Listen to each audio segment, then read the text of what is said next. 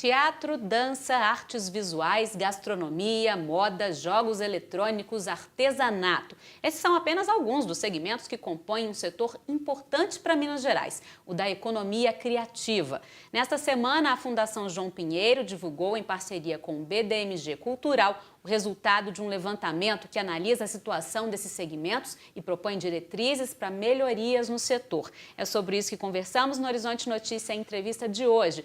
Está aqui conosco o professor Bernardo Novaes da Mata Machado, diretor de Cultura, Turismo e Economia Criativa da Fundação João Pinheiro. Muito obrigada pela presença, professor. Eu que agradeço. O que é esse setor? O que a gente pode dizer da economia criativa? Bom, a economia criativa é toda atividade que é produto do conhecimento, da imaginação, da criatividade, e que provoca também nas pessoas a reflexão, a emoção, né? Então envolve as artes, né? Todas elas, também alguns setores que a gente chama de artes aplicadas, como moda, design. No caso de Minas Gerais, nós incorporamos a gastronomia, que também pode ser considerada uma arte culinária, né? Incorporamos também novas tecnologias, as startups, aplicativos, jogos eletrônicos. Varia um pouco de país para país e de região para região, porque com a base é também a identidade das pessoas e das comunidades, claro. Então tem a ver um pouco com os territórios. Então, por exemplo, gastronomia nenhum lugar do mundo incluiu, mas nós achamos que Minas Gerais merece. Merece. Isso. Com certeza, a gastronomia mineira é destaque e mundial. Reconhecida.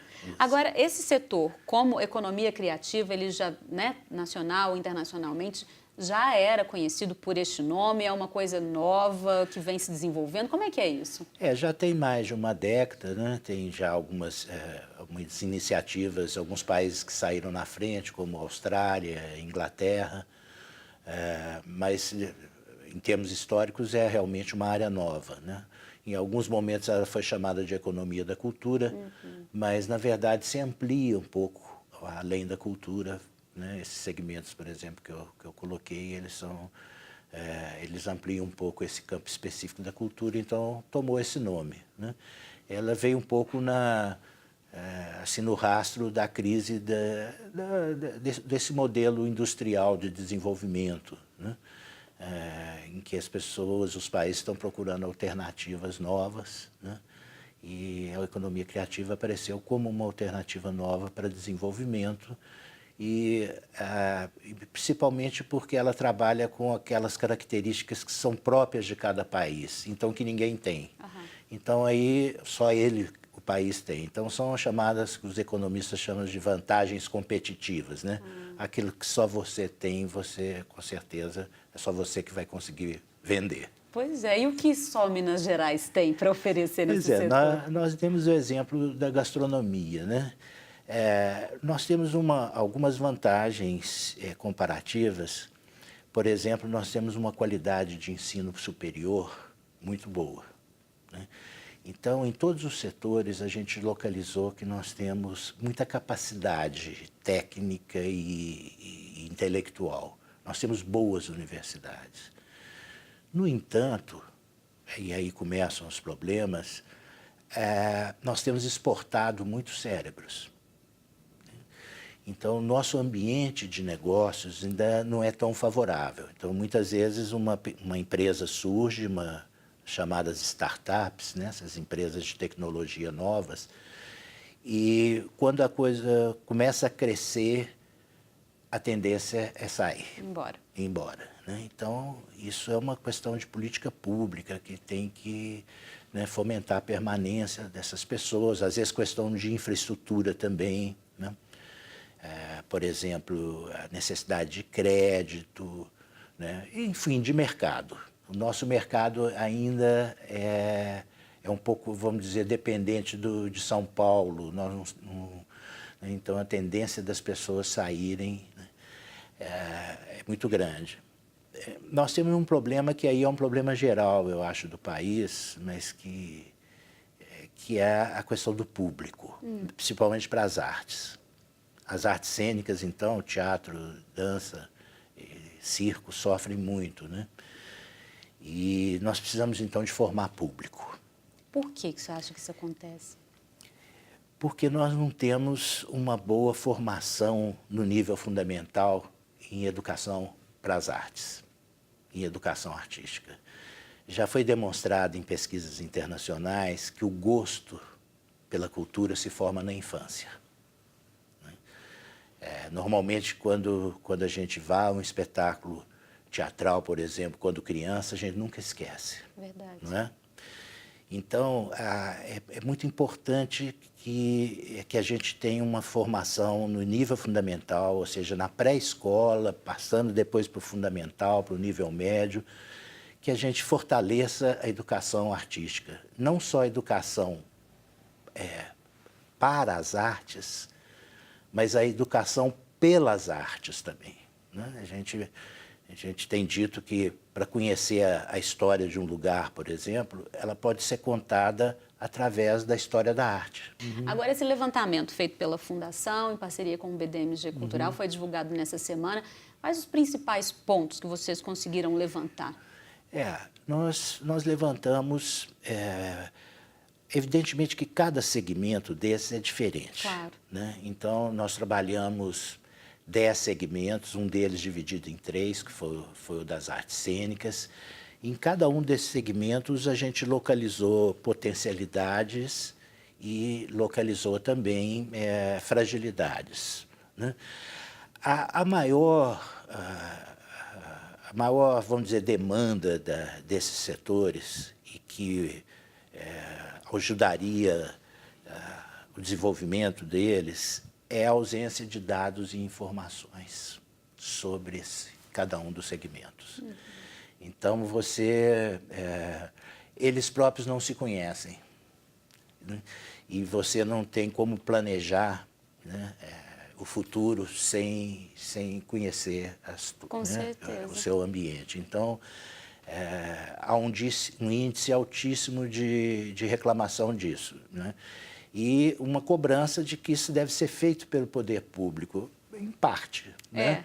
Mas a gente ficou, enquanto Fundação João Pinheiro, né, que é um órgão de pesquisa e de apoio ao planejamento público, né, de políticas públicas, eu acho que talvez a Fundação tenha sido o grande ganhador dessa pesquisa, porque mostrou que nós temos muito a pesquisar.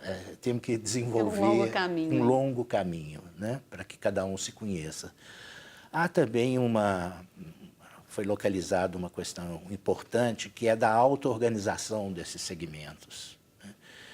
Eles se sentem ainda que eles precisam se conectar internamente, né? Porque também são cadeias produtivas. Né? Você tem vários agentes dentro de um mesmo segmento, por exemplo, na moda, né?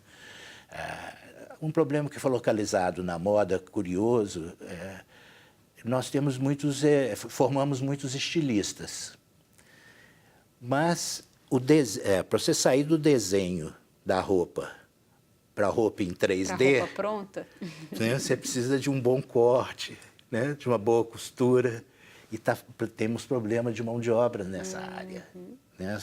As pessoas ganham pouco, as costureiras, as filhas das costureiras não querem seguir a carreira da mãe porque não vê muito futuro. Então, não adianta formar estilista se não tiver na base, né? Isso aparece em vários outros setores também, sabe? Nas áreas de artes cênicas, o iluminador, o técnico de som, o eletricista, o cameraman, na área do audiovisual, né? Então, assim, não basta ter cérebros e gente top, não. Você tem que ter também a base, a infraestrutura. Evidentemente que isso nós pegamos as informações do setor. Claro. Agora nós vamos ter que levantar as hipóteses e verificar. Porque, a princípio, a gente acha que nós temos um fornecimento razoável de energia, né? O porquê dessa reclamação? Né? A velocidade de internet também houve reclamação, né?